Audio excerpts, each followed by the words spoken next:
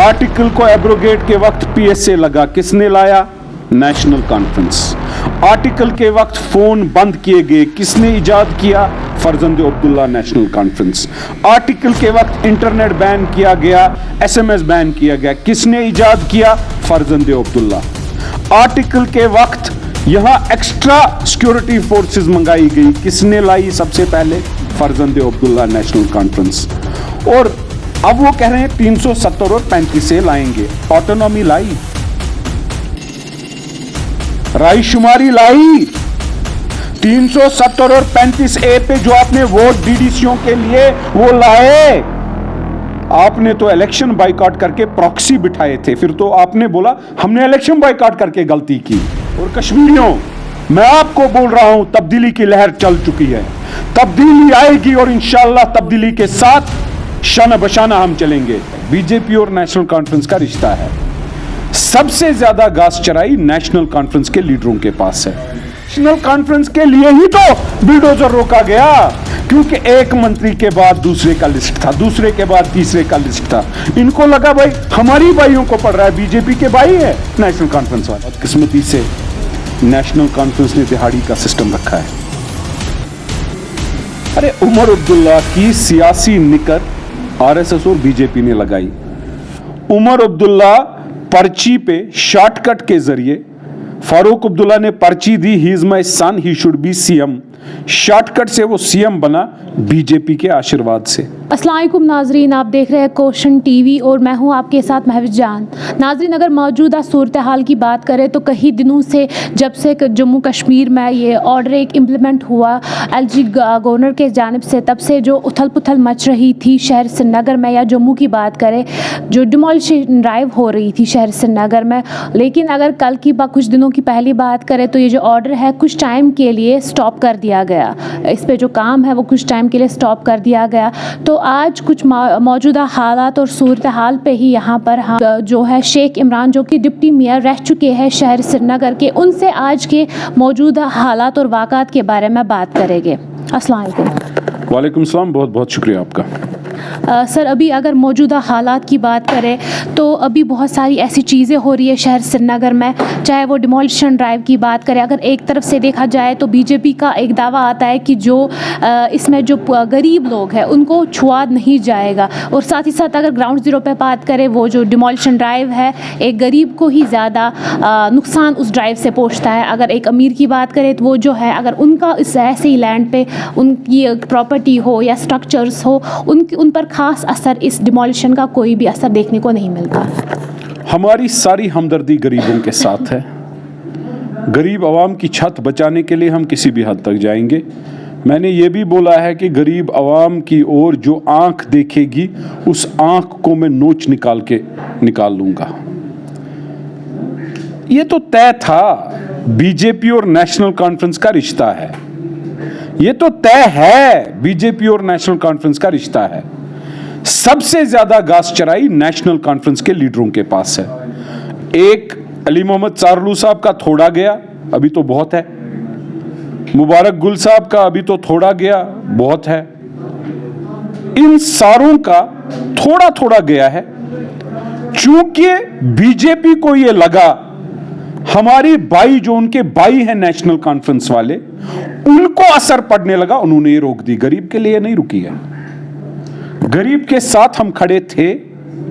BJP वालों, एक बात सुन लो, आप कुछ भी कर लो नेशनल कॉन्फ्रेंस को बचाने के लिए, लोग उनको रिजेक्ट कर गए हैं। लोग इस लूट खसूट से तंग आ गए हैं। लोगों को तब्दीली चाहिए, लोगों को बदलाव चाहिए, लोगों को गरीबों का खैर खा चाहिए।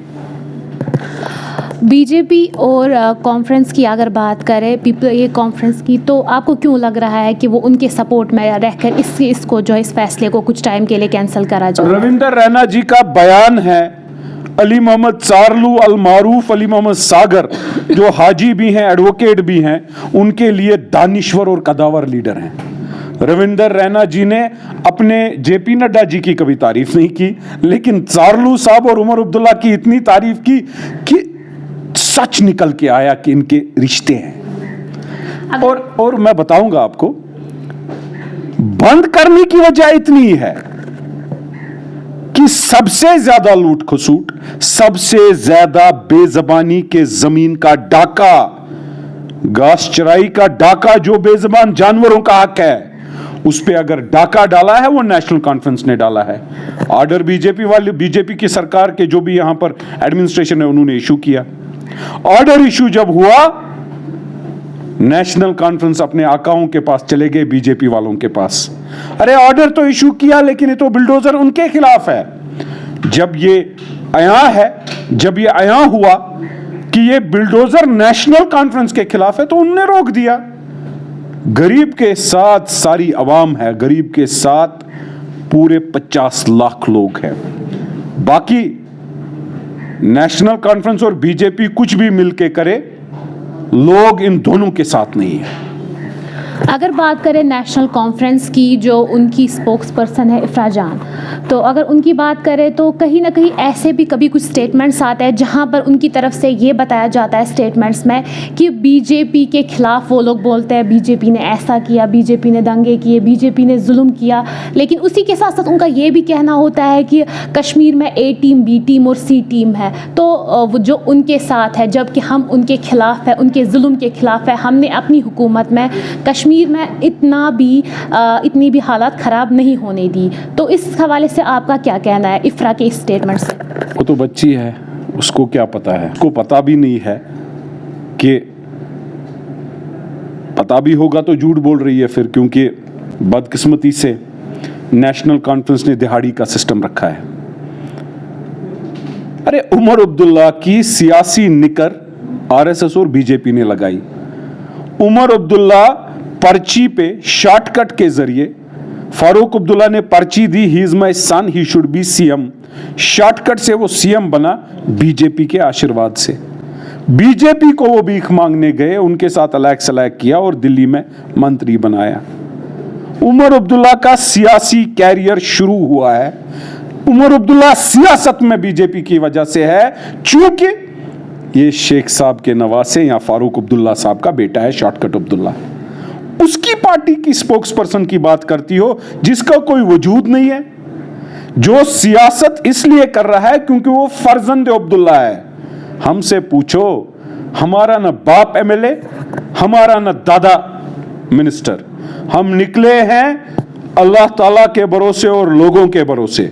हम निकले हैं अपनी काबिलियत नेक नीति के हवाले। हम निकले हैं अपने दम पर। कोई खानदान, कोई पार्टी नहीं, किसी के साथ अलैक सलैक नहीं, सच चौराहे पे बोलने वाले, और लोग जुड़ते जा रहे हैं। मैंने देखा है कि नेक नीति के साथ लोग आगे बढ़ते हैं, लोग हमारे साथ जुड़ रहे हैं। उनको तो तकलीफ इस बात की है। बाकी आपने इसकी बात की, मैं बोलना नहीं चाहता था, लेकिन दिहाड़ी के लिए लोगों को गुमराह करना गुनाह है।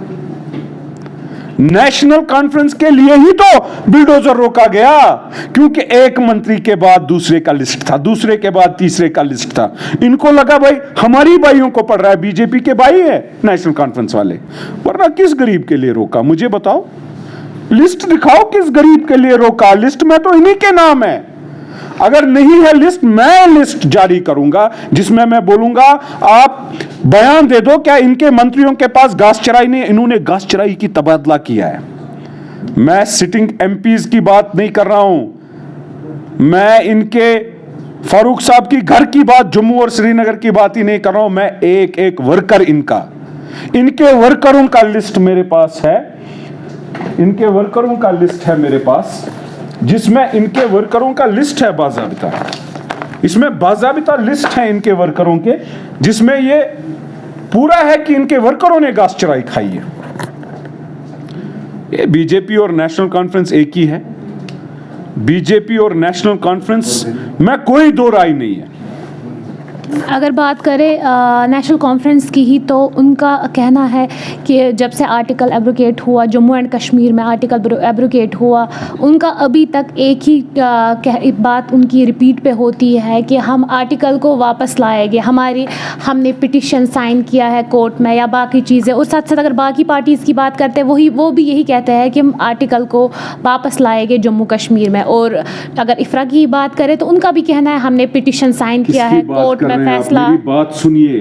किस डकैत कॉन्फ्रेंस और धोखे कॉन्फ्रेंस और बेईमान कॉन्फ्रेंस की बात कर रहे हैं? आर्टिकल को एब्रोगेट के वक्त पीएसए लगा, किसने लाया? National conference. आर्टिकल के वक्त फोन बंद किए गए, किसने इजाद किया? फरजंद अब्दुल्ला नेशनल कॉन्फ्रेंस। आर्टिकल के वक्त इंटरनेट बैन किया गया, एसएमएस बैन किया गया, किसने इजाद किया? फरजंद अब्दुल्ला। आर्टिकल के वक्त यहां एक्स्ट्रा सिक्योरिटी फोर्सेस मंगाई गई, किसने लाई सबसे पहले? फरजंद अब्दुल्ला नेशनल कॉन्फ्रेंस। और अब वो कह रहे हैं 370 और 35 से लाएंगे। ऑटोनॉमी लाई, रायशुमारी लाई, 370 और 35 ए पे जो आपने वोट डीडीसीओं के लिए वो लाए। आपने तो इलेक्शन बाइकआउट करके प्रॉक्सी बिठाए थे, फिर तो आपने बोला हमने इलेक्शन बाइकआउट करके गलती की। कौम से माफी मांगो नेशनल कॉन्फ्रेंस के वर्करों और जो उनके लीडर बन चुके हैं, वरना यहां जमीन क्या पूरे मुल्क में जमीन नहीं मिलेगी। नेशनल कॉन्फ्रेंस एक धोखे की कॉन्फ्रेंस है, नेशनल कॉन्फ्रेंस बेईमान कॉन्फ्रेंस है, नेशनल कॉन्फ्रेंस डकैत कॉन्फ्रेंस है। मैं ये सबूत के साथ कहना चाहता हूं। किसकी बात कह रहे हैं? सवाल पूछिए उनको बोलिए, क्या 87 के डाके के वक्त मिलिटेंसी आपने नहीं उठाई? क्या 2010 में जब नेशनल कॉन्फ्रेंस थी और कोई जमात पथराव उठाती थी, जब पीडीपी की सरकार थी नेशनल कॉन्फ्रेंस पथराव उठाती थी? क्या इसके सबूत पुलिस के पास नहीं है? क्या बात कर रही हैं आप? क्रिकेट का स्कैम, बाकी चीजें, किस कॉन्फ्रेंस की बात कर रही है? शेख साहब को अल्लाह ताला मगफिरत करे। इन्होंने तो अपने तख्त जो इनके पैदा नहीं हुए उनके भी तैनात किए थे। अगर हम जैसे नए लोग, सच्चे लोग सियासत में नहीं आते। किन की बात कर रहे हैं? जो आज वक्फ को डाका डाल के नवाई सुबह में बैठे हैं, वो वक्फ को डाका डाला है। प्राइम प्रॉपर्टी हमारे गरीब भाइयों की खाई है। मैं दरख्शन जी से अपील करता हूं, वक्फ के डाके को खाली कीजिए। आप जमीनों को खाली कर रही हैं गरीबों की। गवर्नर साहब बोलते हैं जमीन नहीं खाली होगी गरीबों की। अरे बड़ा डाका है, खाली करके दे दो। वहां तो दिहाड़ी के इन्होंने रखे हैं कोई लोग जो कौम को गुमराह कर रहे हैं। अल्लाह ताला इनसे निजात देना चाहिए। मैं चाहता हूं कि अल्लाह ताला करे कश्मीरी आबाद हो, अल्लाह ताला करे कश्मीरी की आमदनी में इजाफा हो, अल्लाह ताला करे कश्मीरी एक अच्छी कौम बने और आगे बढ़े, तरक्की करे, तरबियत, तालीम, हर कोई चीज कश्मीरी बच्चे के पास हो। और उस चीज की सियासत, उस चीज के लिए शेख मोहम्मद इमरान की सियासत है और शेख मोहम्मद इमरान खड़ा है। सर लास्ट में आपसे एक सवाल करना चाहेंगे कि क्या आपको लगता है कि ये जो दावे हो रहे हैं अलग अलग सियासतदानों से, अलग अलग पॉलिटिकल लीडरान से कि हम आर्टिकल वापस लाए, आप हमें वोट दें, क्या आपको लगता है कि ग्राउंड जीरो पे अगर देखा जाए तो वो आर्टिकल वापस आ सकता है जम्मू कश्मीर में? फरजंद अब्दुल्ला फारूक अब्दुल्ला, फरजंद फारूक अब्दुल्ला शॉर्टकट अब्दुल्ला उमर अब्दुल्ला, फरजंद गुलाम महिदीन शाह साहब इरफान शाह, फरजंद पीर सफ़ी पीर आफाक, फरजंद अली मोहम्मद चारलू अल मारूफ अली मोहम्मद सागर सलमान अली चारलू, फरजंद मुबारक गुल यूनिस गुल। कितने फरजंदे गिनवाऊं? ये फरजंद कॉन्फ्रेंस है, फर्जी कॉन्फ्रेंस है। किन के दावों की बात कर रही हो? जिसका बाप एमएलए खोखले दावे झूठ बोलता आ रहा है, जिसका बाप मिनिस्टर उसका बेटा मिनिस्टर बनना चाहता है, या बाप अपने खानदानी नहीं, ये फर्जंदी राज है। एक गरीब को इन्होंने हक नहीं दिया है, ये फरमान चालू करते हैं, ये फरमान कॉन्फ्रेंस है। किन बेईमानों की बात कर रही हो? इनके गिरेबान में अगर ये खुद झांकेंगे इनको शर्म आएगी। ये अगर अपने कारनामे सच अपने अयाल को बोलें, मैं वसूख के साथ कहता हूं इनको खुद शर्म आएगी। कौम की तो बात ही नहीं है, कौम के सामने तो ये एक्सपोज्ड हैं, कौम के सामने तो ये एक्सपोज्ड है। बुलडोजर रुका, कितना उछलते थे ये नेशनल कॉन्फ्रेंस के दिहाड़ी के टट्टू, कितना उछलते थे। उछलते इसलिए थे टट्टू कि इनके मंत्रियों का, जो इनको दिहाड़ी देते हैं, इनके मंत्रियों पे बुलडोजर चला। फरजंदे शाह मुजफ्फर शाह, बताओ ना कौन अच्छा इंसान जिसने बोला बुलडोजर को रोका बीजेपी ने, क्योंकि नेशनल कॉन्फ्रेंस का घाटा हो रहा था। वरना क्या है, गरीब को छोड़कर लगाओ ना इन पर बुलडोजर, कौन रोकता है? क्या बीजेपी ने पैसा खाया है बुलडोजर रोकने का? उनसे सवाल पूछता हूं।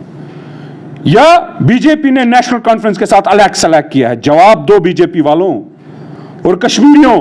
मैं आपको बोल रहा हूं, तब्दीली की लहर चल चुकी है, तब्दीली आएगी और इंशाअल्लाह तब्दीली के साथ शाना बशाना हम चलेंगे। बीजेपी नेशनल कॉन्फ्रेंस को बचा रहा है, बचाता आ रहा है, और नेशनल कॉन्फ्रेंस की सियासत हमेशा दिल्ली की गोद में पली है, दिल्ली की गोद में खिली है। आज भी खेल रहे हैं, लेकिन आज लोग समझदार हैं, आज लोग इनको बख्शेंगे नहीं, आज ये गोद में ही रह जाएंगे और यहां पर तब्दीली आएगी इंशाअल्लाह। शुक्रिया सर। बहुत बहुत शुक्रिया। नाजरीन, अभी आपने देखा हमने यहाँ पर शेख मोहम्मद इमरान से बात की, जो कि डिप्टी मेयर रह चुके हैं शहर श्रीनगर के, और आजकल जो जम्मू एंड कश्मीर में मौजूदा हालात और वाक़ात चल रहे हैं उन्हीं के हवाले से हमने इनसे बात की। मज़ीद ऐसे ही रिपोर्ट्स पाने के लिए बने रहे क्वेश्चन टीवी के साथ। तब तक ले दीजिए मुझे और मेरे कैमरा पर्सन बिस्मा यूसुफ को इजाज़त। अल्लाह हाफ़िज़।